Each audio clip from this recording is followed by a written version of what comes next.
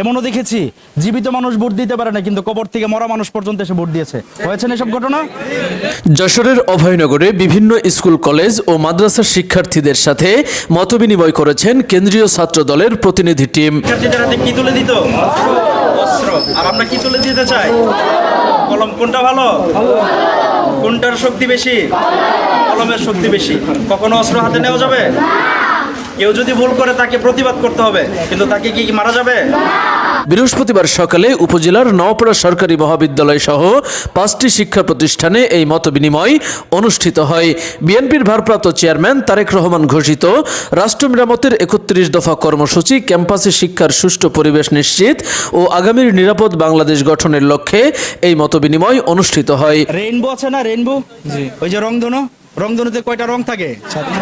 7টা বা অনেকগুলো রং থাকে। আমাদের বাংলাদেশ তো হবে এরকম রেইনবো সোসাইটি, যেখানে সব মতের মানুষ থাকবে, যারা হিন্দু, যারা মুসলিম, যারা মাজার পূজা করে, যারা ধর্ম মানে, সবাই থাকবে, আস্তিক নাস্তিক সবাই থাকবে। তাহলে এইটাই হচ্ছে কি আমাদের রেইনবো সোসাইটি। তাহলে আমাদের এই জিনিসটা থাকবে সবার জন্য। আর এখানে আছে আমাদের জাতীয়তাবাদী ছাত্রদল, এর অতীত বর্তমান ভবিষ্যৎ সব ইতিহাস আছে, এটা থাকবে। আর ছাত্রলীগ শিক্ষার্থীদের হাতে কি তুলে দিত? অস্ত্র আর মাথায় হেলমেট, তাই না? আমরা শিক্ষার্থীদের হাতে তুলে দিতে চাই কলম। কোথায়? সবার জন্য আমাদের পক্ষ থেকে আছে একটি করে কলম এবং হচ্ছে একটি করে রজনীগন্ধা ফুল। কেন্দ্রীয় ছাত্র দলের প্রতিনিধিদের কাছে শিক্ষার্থীরা তাদের মতামত তুলে ধরেন। এ সময় উপস্থিত ছিলেন কেন্দ্রীয় ছাত্র দলের সহসভাপতি আশিকুর রহমান। প্রথমেই খবর অভয়নগরের সমস্ত দর্শনার্থীদেরকে জানাচ্ছি আমি আমার জাতীয়তাবাদী ছাত্রদল কেন্দ্রীয় সংসদের পক্ষ থেকে শুভেচ্ছা ও অভিনন্দন। আসলে বিগত 5 তারিখে একটি নতুন বাংলাদেশের জন্ম নিয়েছে, যে বাংলাদেশটি এদেশের সমস্ত অপবর জনতা মিলেই এই দেশটাকে মুক্ত করেছে। সুতরাং বাংলাদেশ জাতীয়তাবাদী দলের ভারপ্রাপ্ত চেয়ারম্যান জনাব তারেক রহমান, উনি চান, আন্তরিকভাবে চান, এই আগামীর বাংলাদেশটা বিনির্মাণে যেন সমস্ত মানুষের অংশগ্রহণ থাকে, এই দেশের আপামর ছাত্র জনতার অংশগ্রহণ থাকবে, যেহেতু এই ছাত্র জনতা এই দেশের মালিক এবং এই দেশটাকে মুক্ত করেছে।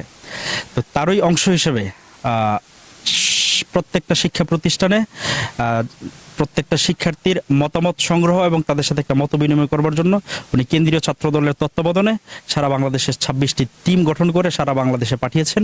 তার মধ্যে একটি টিম আমি আশিকুর রহমান, জাতীয়তাবাদী ছাত্রদল কেন্দ্রীয় সংসদের ভাইস প্রেসিডেন্ট, আমার সাথে আরও 2জন সদস্য আছে, মাসুদুর রহমান মাসুদ যুগ্ম সাধারণ সম্পাদক এবং কবির হোসেন ফকির যুগ্ম সাধারণ সম্পাদক, ওদেরকে নিয়ে আমরা এসেছি এই যশোর অঞ্চলে।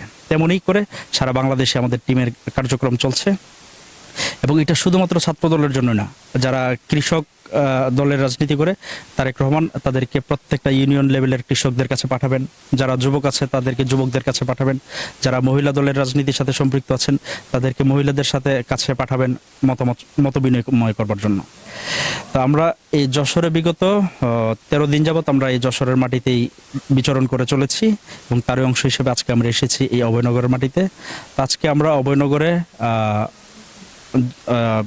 নোয়াপাড়া সরকারি কলেজ, তারপরে অভয়নগর মহিলা কলেজ, গাজীপুর কামিল মাদ্রাসা এবং আমরা এখন আছি পায়রা ইসলামিয়া ফাজিল মাদ্রাসাতে। এ সময় আরো উপস্থিত ছিলেন কেন্দ্রীয় ছাত্র দলের যুগ্ম সম্পাদক মাসুদুর রহমান মাসুদ, কবির হোসেন, যশোর জেলা ছাত্র দলের সাধারণ সম্পাদক কামরুজ্জামান বাপ্পি, যুগ্ম সম্পাদক রাজিবুল ইসলাম, সাইফুল ইসলাম জনি, অভয়নগর থানা ছাত্র দলের আহ্বায়ক নাইম উদ্দিন বিজয়, সদস্য সচিব তকিবুর রহমান, পৌর ছাত্র দলের আহ্বায়ক আসাদুজ্জামান ইমন, সিনিয়র যুগ্ম আহ্বায়ক নয়ন হোসেন, সদস্য সচিব ফয়সাল হোসেন, নওপাড়া কলেজ ছাত্র দলের আহ্বায়ক তাওহিদ হাসান, সদস্য সচিব আরশাদুল ইসলাম, যুগ্ম আহ্বায়ক সালমান শেখ, যুগ্ম আহ্বায়ক ইসরাফিল আলম, শাকিল মোল্লা, রাজু বিশ্বাস সহ অন্যান্যরা।